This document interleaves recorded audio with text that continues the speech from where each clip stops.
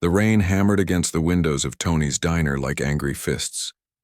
Maya wiped down the last table with a tired sigh, her feet aching from another 14-hour shift.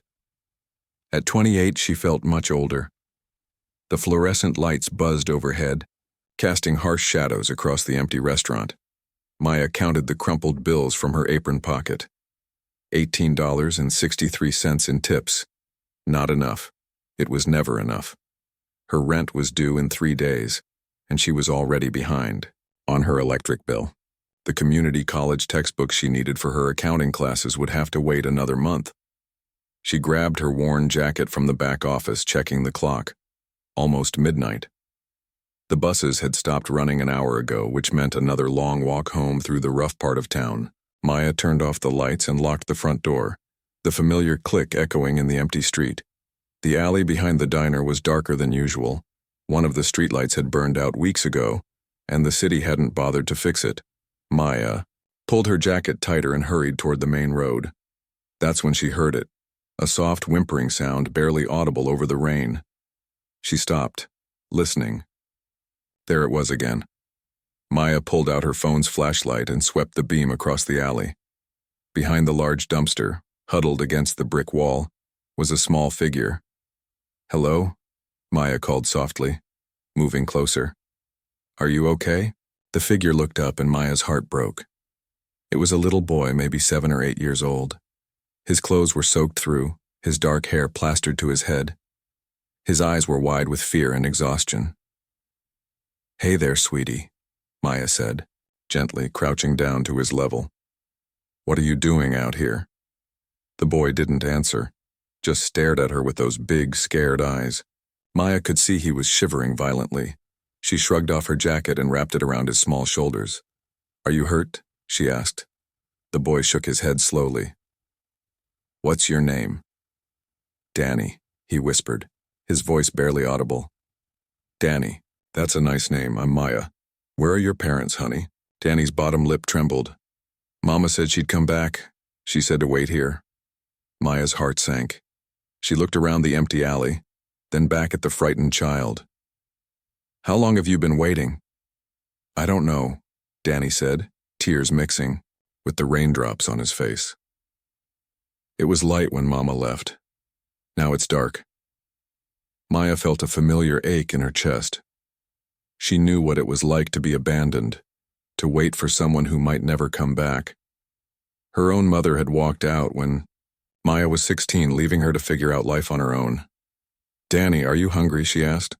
The boy nodded eagerly. Maya could see how thin he was beneath the wet clothes. She made a decision that would change both their lives forever. "Come on," she said, standing up and extending her hand. "Let's get you somewhere warm and dry." Danny hesitated for a moment, then took her hand. His fingers were ice cold. Maya led him back into the diner, switching on just enough lights to see. She sat him at a corner booth and cranked up the heat.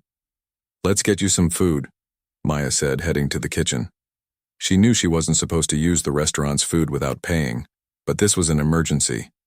She made Danny a grilled cheese sandwich and heated up some tomato soup, the kind of comfort food that always made everything feel a little better. While Danny ate, Maya gently asked him questions. His story came out in small pieces. His mother, Lisa, had lost her job at the factory 3 months ago. They'd been evicted from their apartment 2 weeks ago and had been sleeping in their car. But yesterday the car had broken down, and they had no money to fix it. "Mama was crying," Danny said quietly, dipping his sandwich into the soup. "She said she had to go find help. She told me to wait by the warm building." He pointed toward the diner's back wall. "She said the nice lady who works here might help if she didn't come back." Maya felt tears prick her eyes. Danny's mother had clearly been watching her, maybe seeing her kindness to customers or her habit of giving free food to homeless people who came by. But where was she now? After Danny finished eating, Maya called the police non-emergency line. Officer Rodriguez arrived 20 minutes later, a kind woman in her 40s who Maya had seen at the diner before. "We'll put out a missing person report for his mother," Officer Rodriguez explained. "But honestly, these cases, sometimes the parents don't want to be found. The kid will need to go to child services tonight. Wait, Maya said quickly. What if he stayed with me, just for tonight? Officer Rodriguez studied Maya carefully. You don't have custody, miss. I can't just leave a child with a stranger. I'm not a stranger, Maya said firmly. His mother obviously knew about me. She told him to find me if she didn't come back. Please just give me one night to figure this out. I'll call social services first thing in the morning. After some back and forth, Officer Rodriguez agreed to let Danny stay with Maya until morning, with the understanding that she would contact child services immediately. Maya's studio apartment was tiny, barely big enough for one person, let alone two, but she made it work. She gave Danny a warm bath while his clothes dried on the radiator. He was so thin she could count his ribs. Her heart ached thinking about how long he'd been hungry. She made up a bed for him on her small couch, using every blanket she owned. Danny looked so small and lost in the pile of covers. Maya, he said softly as she turned off the lights. Yes, sweetie? Thank you for the food, and for being nice to me. Maya felt tears burn her eyes. You're welcome, Danny. Try to get some sleep.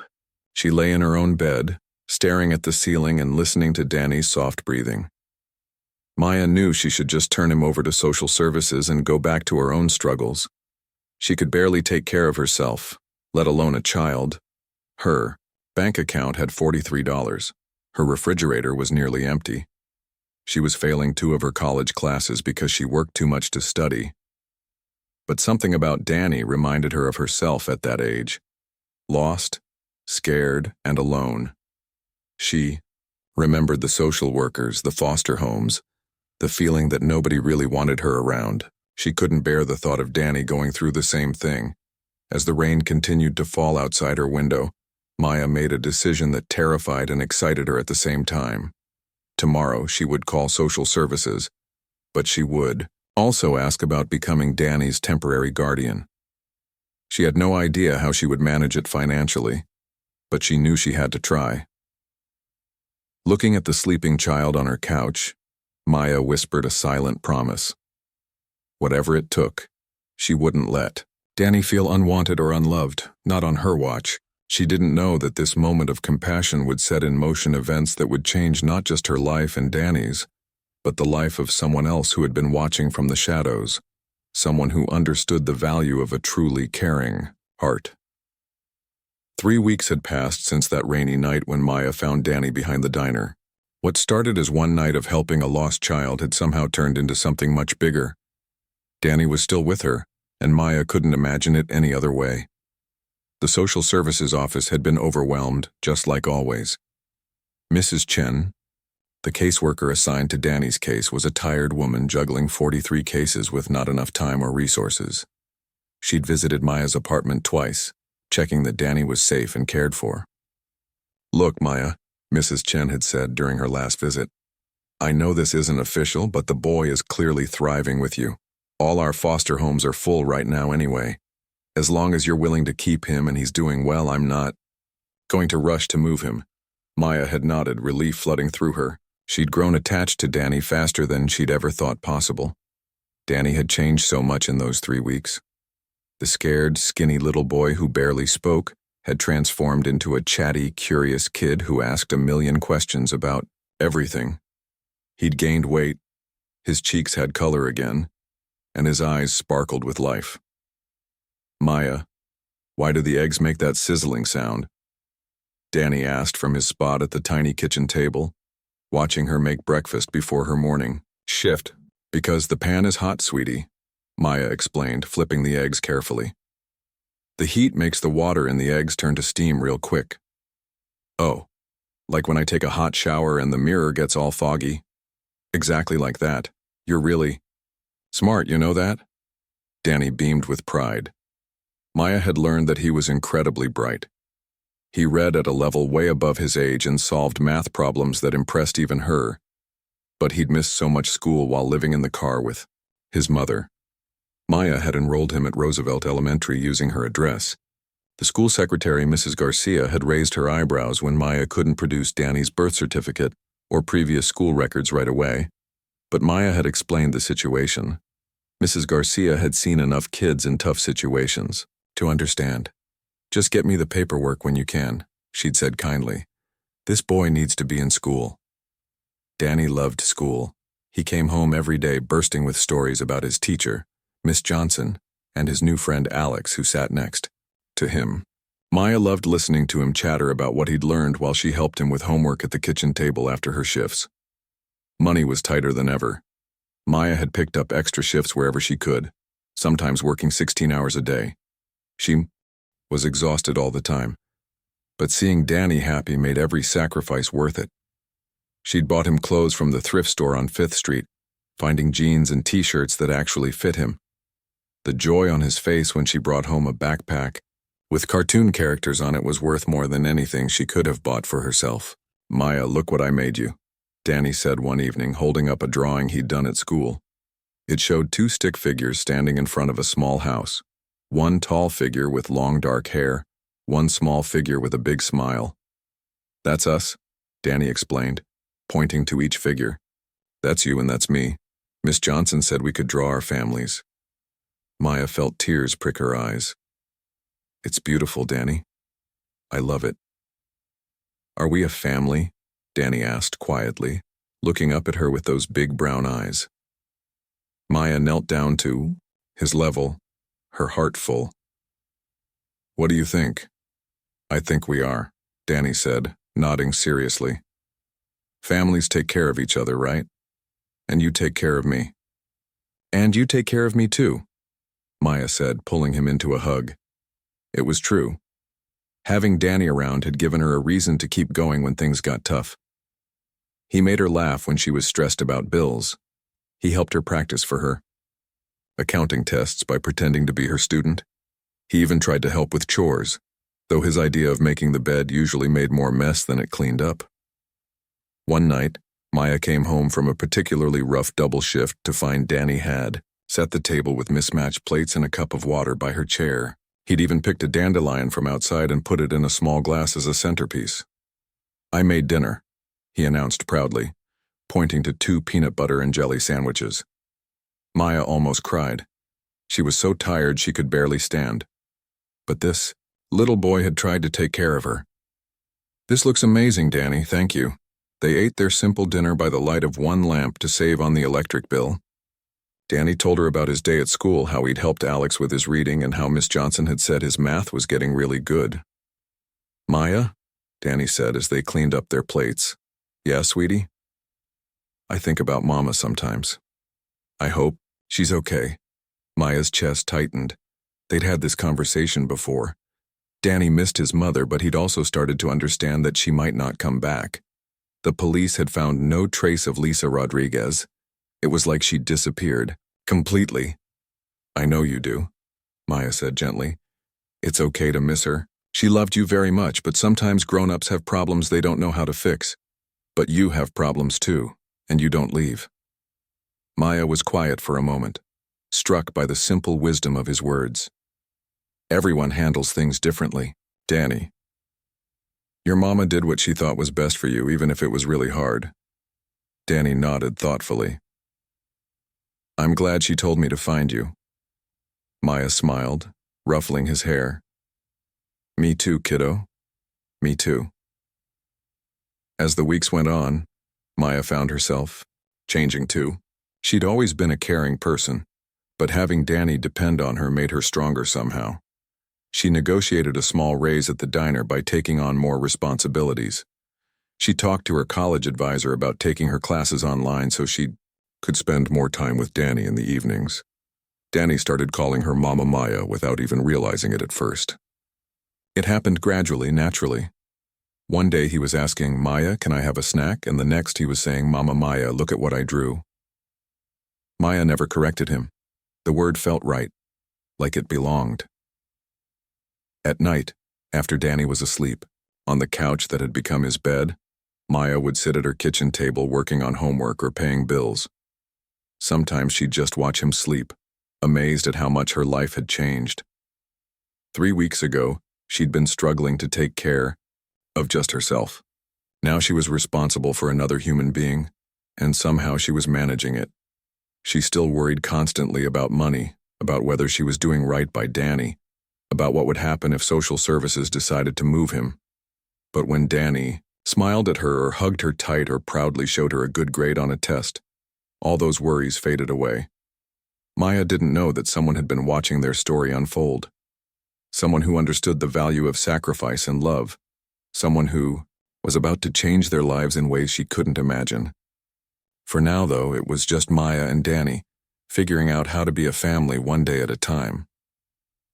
Richard Blake sat in his black Mercedes outside Tony's diner, staring at the warm yellow light spilling from the windows. It was almost midnight, and he should have been home hours ago. But sleep didn't come easy these days, not since the accident. Not since he'd lost everything that mattered. He'd been coming to this run-down diner for 3 weeks now, always ordering the same thing. Black coffee and a slice of pie he never finished. The place was nothing like the expensive restaurants he usually frequented. The vinyl booths were cracked, the floor tiles were chipped, and the whole place smelled like grease and old coffee. But there was something about it that drew him back. Actually, it wasn't the place at all, it was her. The waitress with the kind eyes and gentle smile who treated everyone like they mattered. Richard had first noticed Maya on a particularly bad night. He'd been driving aimlessly through the city, unable to face his empty mansion, when he'd spotted the diner's neon sign. He'd walked in expecting terrible service and worse food. Instead, he'd found Maya. She'd served him coffee with a genuine smile, not the fake one most people gave him when they recognized his face from business magazines. She'd asked if he was okay, when she noticed he looked tired. She hadn't tried to impress him or ask for anything. She'd just been kind. "More coffee, Mr. Blake?" Maya asked, appearing beside his booth with the coffee pot. Richard looked up, surprised as always that she remembered his name even though he only came in late, at night when the diner was nearly empty. "Please." Maya poured the coffee, then hesitated. "You look tired tonight, rough day?" Richard almost laughed. Rough didn't begin to cover it. He'd spent the day in back-to-back meetings, making decisions that affected thousands of employees. His tech company was launching a new product next month, and the pressure was enormous. But none of that compared to the emptiness waiting for him at home. "Something like that," he said quietly. Maya nodded with understanding. "Well, the pie's fresh. Tonight, if you want to try something different. Cherry. Made it myself before my shift ended." Richard had learned that Maya often stayed late to help with prep work for extra money. She worked harder than anyone he knew, including himself. "That sounds good." As Maya walked away to get his pie, Richard's attention was caught by a small voice from the corner booth. "Mama Maya, can I have more milk, please?" Richard turned to see a young boy, maybe 7 or 8 years old, sitting at a corner table with homework spread out in front of him. The boy had been there the last few times. Richard had come in, always doing schoolwork while Maya worked her shift. "Of course, Danny," Maya said, bringing both the pie and a glass of milk. She ruffled the boy's hair affectionately. "How's that math coming along?" "It's hard," Danny said, frowning at his worksheet. "I don't understand this word problem." Maya sat down beside him, even though Richard could see other customers needed attention. "Let's read it together. If Jimmy has 12 apples and gives away 4, how many does he have left?" "Oh," Danny's face lit up. "That's subtraction. 12 minus 4 is 8. "Exactly. See? You're smarter than you think." Richard watched this interaction with fascination. He couldn't remember the last time he'd seen such genuine care between two people. Maya treated the boy like he was the most important person in the world, even though she was clearly exhausted from working all day. "Is that your son?" Richard asked when Maya brought his pie. Maya's cheeks flushed slightly. "It's complicated. Danny's staying with me for a while. His mom, she's not around right now." Richard nodded, understanding there was more to the story. Over the next few visits, he pieced together the situation. Maya had found Danny abandoned and had taken him in, even though she clearly struggled financially.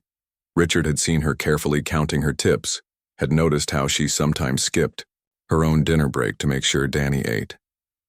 One night, Richard overheard Danny talking to Maya about a school field trip. "It's only $15, Danny said quietly. "But I know money's tight. I told Mrs. Johnson I probably can't go." Maya's face fell. "Danny, we'll figure it out. I don't want you missing out on things because of money." "It's okay, Mama Maya. I don't really want to see some old museum anyway." But Richard could see the disappointment in the boy's eyes. That night, Richard left a $50 tip with a note. "For the field trip. From a friend." Maya had looked around the diner confused when she found the money, but she'd accepted it, gratefully. Richard had watched her eyes fill with tears of relief. As the weeks passed, Richard found himself looking forward to these late-night visits more than anything else in his day. Watching Maya with Danny reminded him of something he'd lost. His own son, Kevin, had been 8 when the accident happened. Richard's wife had been driving Kevin to soccer practice when a drunk driver ran a red light. They'd both died instantly. That was 2 years ago, and Richard hadn't been the same since. He'd thrown himself into work, building his company into a billion-dollar empire, but it felt hollow. Nothing mattered anymore. Until he started watching Maya and Danny. They reminded him of what family looked like. Real family built on love and sacrifice, not just blood and obligation. Maya worked herself to exhaustion to provide for Danny, but she never complained. Danny helped with small chores and always thanked her for everything, even though he was just a child. One particularly quiet night, Richard was the only customer in the diner. Danny had fallen asleep at his usual table, his head pillowed on his arms next to his finished homework. Maya gently covered him with her jacket. "He's a good kid," Richard said softly. Maya smiled, looking at Danny with such tenderness that Richard felt his chest tighten. "He's the best. I can't imagine my life without him now." "You've given him a real gift," Richard said. "A home, love. That's worth more than money." Maya looked surprised by his serious tone. "I'm just doing what anyone would do." "No," Richard said firmly. "Not everyone would. Most people would have called social services and walked away. You didn't." Maya was quiet for a moment. "Danny needed someone, and honestly, I needed him too. Taking care of him has given me purpose. Before Danny, I was just getting by. Now I'm living." Richard understood exactly what she meant. He'd been just getting by for 2 years, going through the motions of life without really living. Watching Maya and Danny had awakened something in him he thought was dead forever. That night, as Richard drove home to his empty mansion, he made a decision. He'd been watching from the shadows long enough. Maya and Danny had shown him what really mattered in life, and now he wanted to be part of their story. He didn't know how yet, but he was going to find a way to help them, not just with money, but with something more valuable. He was going to give them the security and love they deserved. Richard didn't know that very soon. Circumstances would force his hand, and he'd have to reveal himself much sooner than he'd planned. But for now, he was content to be their silent guardian, watching over the little family that had taught him how to feel again. Maya felt like her chest was on fire. Every breath was a struggle, and the room spun when she tried to sit up. She'd been ignoring the symptoms for 3 days, pushing through her shifts at the diner even though her body was screaming for rest. But this morning, she couldn't even get out of bed. "Mama Maya?" Danny's worried voice came from beside her bed.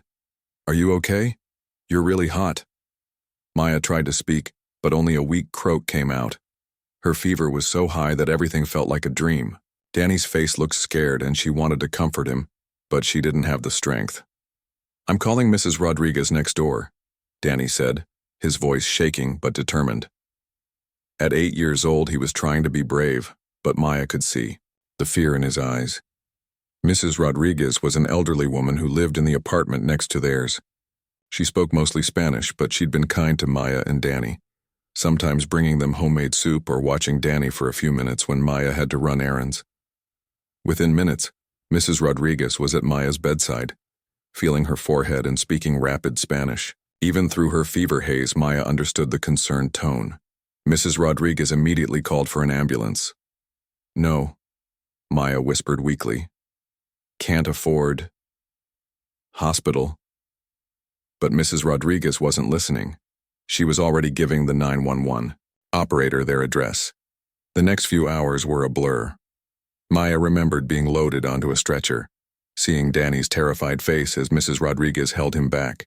She remembered the bright lights of the emergency room and a doctor saying words like pneumonia and severe dehydration. When Maya finally woke up clearly, she was in a hospital bed with IV tubes in her arm. A nurse with kind eyes was checking her chart. "How long have I been here?" Maya asked, her voice still raspy. 2 days, the nurse replied. "You were pretty sick when they brought you in. Pneumonia, exhaustion, and severe dehydration. When's the last time you had a full night's sleep?" Maya couldn't remember. Between working double shifts and taking care of Danny, sleep had become a luxury she couldn't afford. "Where's Danny?" Maya asked, panic rising in her chest. "The little boy who was with me?" "The child services worker has been here twice," the nurse said gently. "He's safe, don't worry. Mrs. Rodriguez from your building has been watching him. But she can't keep him permanently." Maya's heart sank. This was exactly what she'd been afraid of. She'd pushed herself too hard, and now Danny was going to pay the price. "I need to get out of here. I need to get back to him." "Ma'am, you need at least 3 more days of treatment. Your body is completely run down. If you don't rest now, you could end up much sicker." Maya closed her eyes, tears leaking down her cheeks. How was she going to pay for this hospital stay? How was she going to keep Danny? Everything she'd worked for was falling apart. Meanwhile, across town at the diner, Danny sat in his usual corner booth, but everything felt wrong. The diner seemed empty without Maya's warm presence. Tony, the owner, had been kind enough to let Mrs. Rodriguez bring Danny here while she worked her cleaning job in the building next door. Danny picked at his grilled cheese sandwich, worry gnawing at his stomach. He'd never seen Maya so sick before. Mrs. Rodriguez had tried to explain that Maya was in the hospital getting better, but Danny couldn't shake the fear that Maya might not come back, just like his real mama. Richard walked into the diner at his usual time, expecting to see Maya's familiar smile. Instead, he found Tony behind the counter looking stressed and tired. "Where's Maya tonight?" Richard asked, settling into his usual booth. "Hospital," Tony replied shortly, pouring Richard's coffee. "Been there 2 days. Kid's been coming here with the neighbor lady." Richard's head snapped up. "Hospital? What happened?" "Pneumonia. Girl worked herself half to death. I kept telling her to take a day off, but she wouldn't listen, always worried about money." Richard looked around and spotted Danny in the corner booth. The boy looked smaller somehow, his usual bright energy replaced with quiet worry. Richard had never spoken directly to Danny before, but seeing him so sad stirred something deep in his chest. Richard got up and walked over to Danny's table. "Hi there, you're Danny, right?" Danny looked up with red-rimmed eyes. "Yes, sir. Are you the man who comes here late at night?" "I am." "I'm Richard. I heard Maya is in the hospital. Are you okay?" Danny's bottom lip trembled. "I'm scared she won't come back. My real mama went away and never came back. What if Maya doesn't come back either?" Richard felt his heart break. This little boy had already been abandoned once, and now he was terrified it would happen again. Richard sat down across from Danny. "Maya loves you very much," Richard said gently. "I've watched her with you, and I can see how much she cares. She's going to come back. But what if she's too sick? Mrs. Rodriguez says Mama Maya worked too much and made herself sick taking care of me." Richard saw the guilt in Danny's eyes and realized the boy was blaming himself. "Danny, listen to me. Maya didn't get sick because of you. She got sick because she's been working very hard to take care of both of you. Sometimes grown-ups push themselves too hard when they're worried about the people they love." "I wish I could help her," Danny said quietly. "I wish I had money to pay for the doctor so she could come home." That's when Richard knew what he had to do. He'd been watching from the shadows for weeks, but now Maya and Danny needed real help. He couldn't just sit back anymore. The next morning, Richard made several phone calls. First, he called the hospital and spoke to Maya's doctor. He arranged to pay for all of Maya's medical bills anonymously through a charity foundation his company ran. Then he called the hospital administrator and made sure Maya would receive the best possible care. But Richard knew Maya would never accept charity directly. She was too proud, too independent, so he had to be clever about it. Richard visited the hospital, telling the staff he was from a local charity that helped working families in crisis. He made sure Maya would be told her bills were covered by a community fund, not by an individual donor. When Maya woke up on her third day in the hospital, the doctor had surprising news. "Ms. Martinez, I have good news. A local charity has stepped forward to cover your medical expenses.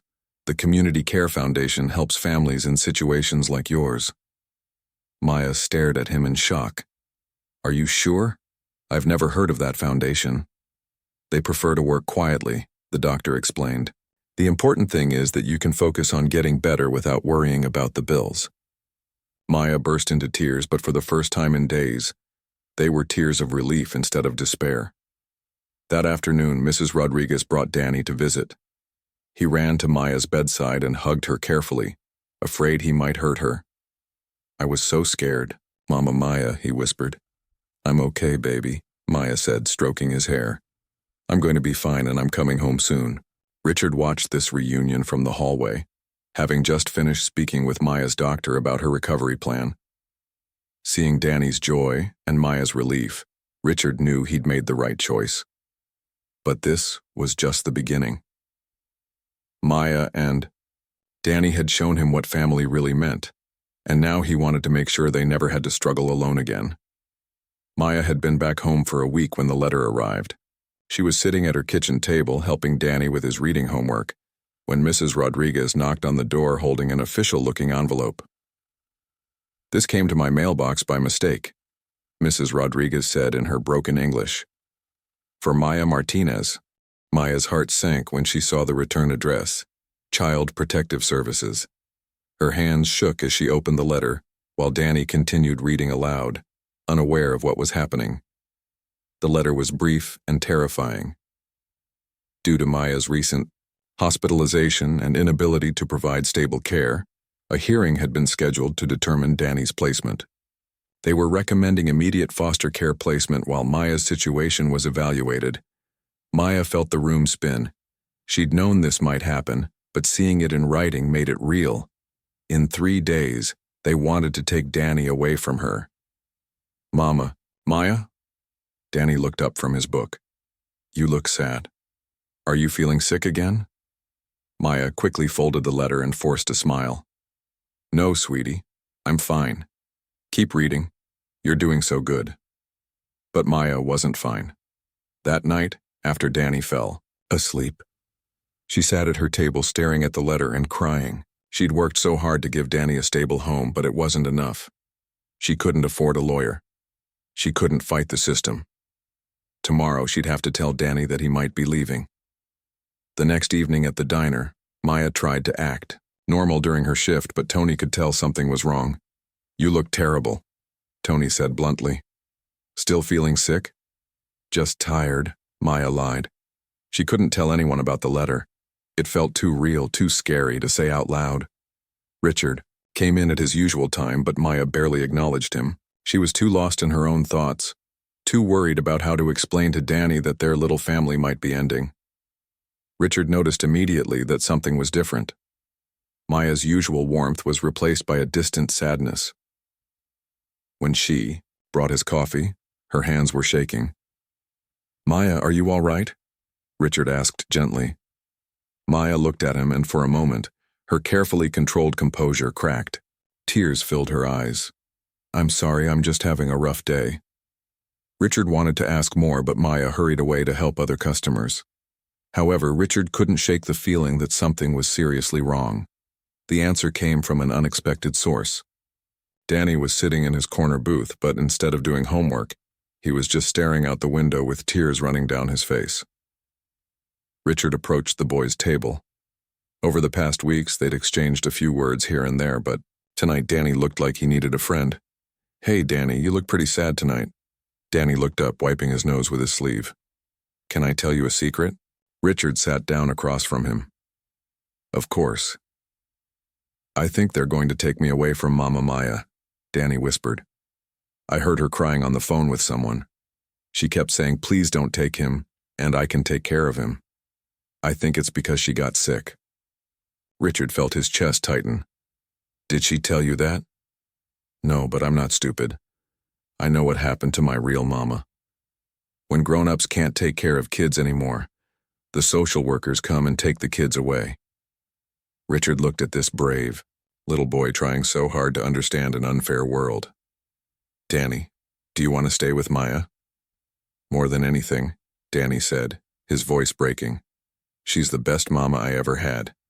She reads to me and helps me with homework and makes me feel safe, but I don't want her to get sick again because of me. It's not because of you, Richard said firmly.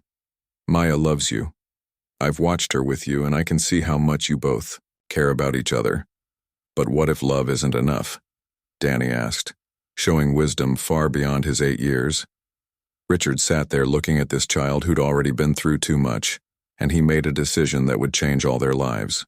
Danny, what if I told you there might be a way to help? A way to make sure you and Maya can stay together? Danny's eyes widened with hope. Really? How? I need to talk to Maya first, but I promise you, I'm going to do everything I can to keep your family together. That night, after the diner closed, Richard waited for Maya in the parking lot. She looked exhausted and defeated as she locked up. Maya, can I talk to you for a minute? Maya looked surprised. In all the weeks Richard had been coming to the diner, they'd never talked outside of her taking his order.